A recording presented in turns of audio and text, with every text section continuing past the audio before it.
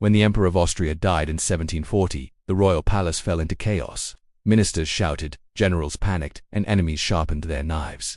Because the throne, the ancient Habsburg throne, now belonged to someone they never expected, a 23-year-old woman. Her name was Maria Theresa, and the men of Europe laughed when they heard she was now Empress. She will not last a year, they whispered. She will collapse. She will hand her empire to the first king who threatens her. But Maria Theresa was not a fragile princess. She was a storm waiting to break. The moment she took the throne, every vulture in Europe descended. The King of Prussia invaded her lands.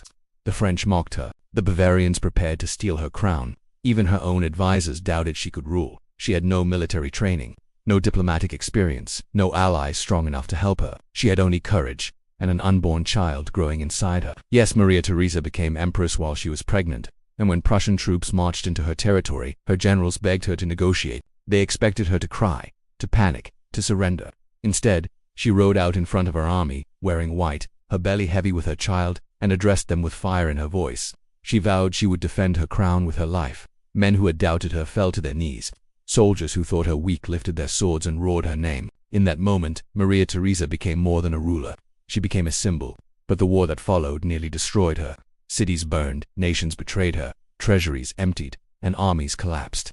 Europe prepared to carve Austria into pieces. Every night, she stayed awake, studying maps, strategies, and letters, making decisions generals twice her age were too afraid to make. When ministers told her to give up, she stared them down. "I will not lose what my father built," she said, and she didn't. Her charisma was so powerful, so magnetic, that she won back allies single-handedly.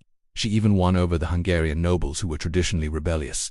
When she stood before them, with tears in her eyes, and begged for their loyalty, the room erupted. They shouted, "Long live our queen! Long live Maria Theresa!" Hungary saved her empire. But rebuilding a kingdom was not enough for her. She wanted to transform it, and so she did.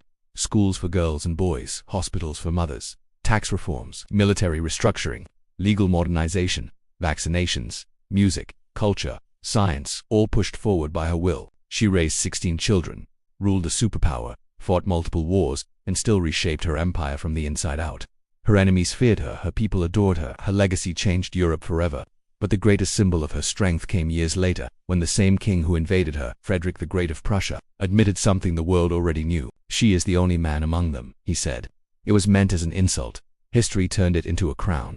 Maria Theresa did not inherit a stable empire. She inherited a broken one and rebuilt it with her bare hands. Not with brutality or with arrogance, but with intelligence, courage, sacrifice, and the heart of a woman who refused to let her world fall apart. She was the empress who turned fear into power, war into unity, and chaos into a legacy. The Habsburg Empire survived because Maria Theresa survived.